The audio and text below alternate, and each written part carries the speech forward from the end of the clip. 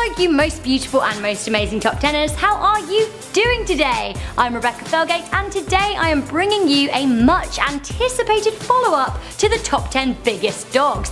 Yes, ladies and gentlemen, we have the top 10 smallest dogs. Sure, they might be small, but they have big hearts. In at number 10, one of my favourites, we have the classic pug. Pugs, by the way, did you know, were a favourite of Queen Victoria of England in the late 1800s. Pugs were thought to have originated in China and were brought over from China to Europe in the 16th century. Pugs are wrinkly little cuties with lovable, playful personalities, although they do have a penchant for napping. They actually sound a lot like me. Pugs tend to be around 10 inches tall, but are on the chunkier end of the weight spectrum for small dogs, weighing between 14 and 18 pounds. Pugs! I love them.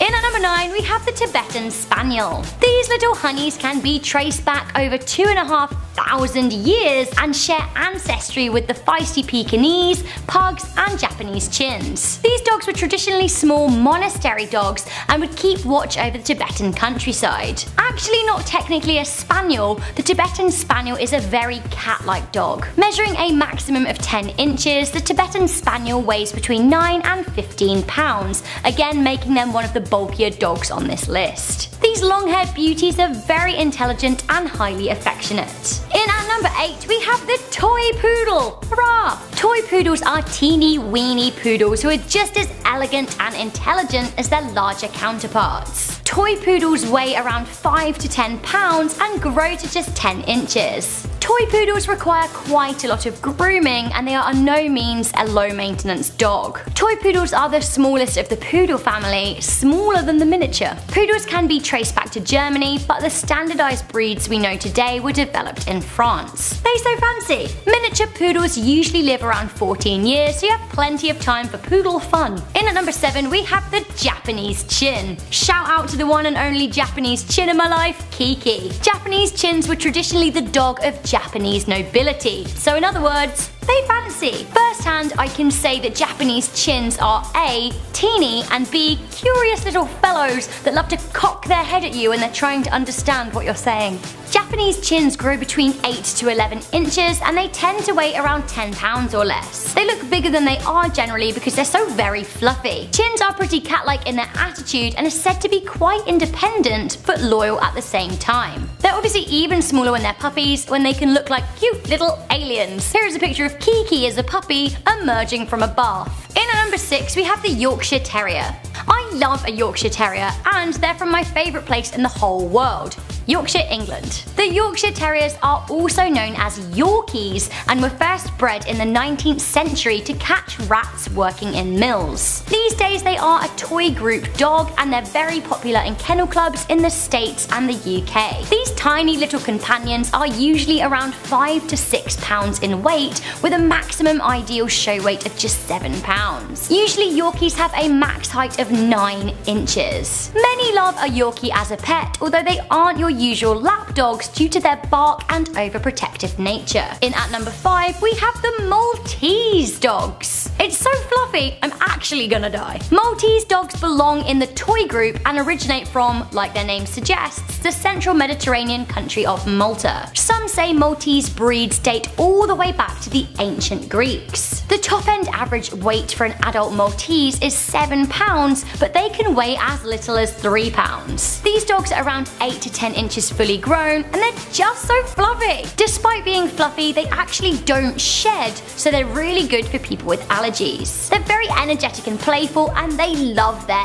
humans. These cuties tend to live around 14 years and are absolutely great companions. The only issue is they tend to enjoy a good long bark. In at number 4, we have the Toy Fox Terrier. I love their ears, they're like burp. Toy Fox Terrier owners can trace their dog's lineage back to one smooth fox terrier called Foiler. Now Foiler was around in Britain in the late 1800s. Watchful breeding over generations resulted in the United Kennel Club declaring the Toy Fox Terrier a breed of dog in 1936. These tiny little cuties are usually around 8.5 inches and weigh between 3.5 to 9 pounds, which is tiny. In at number 3 we have the Russian Russian Toy. Originally bred in Russia from the English Toy Terrier, these teeny tiny dogs are very small indeed. There are two types of coat for these Russian beauts: smooth and long. The long-hairs look a little bit bulkier because of their furry coats. Popular mainly in Russia until the 1990s when they started being bred worldwide, the dogs were originally bred as pest control. They also made very handy watchdogs. If you met one, then you will hear from their bark that they're probably still very good at the latter job. Russian toys vary between 7.5 inches to around 10 inches and tend to weigh between just 2.5 pounds to 7.5 pounds. In at number 2, we have the miniature Dachshund. Ooh.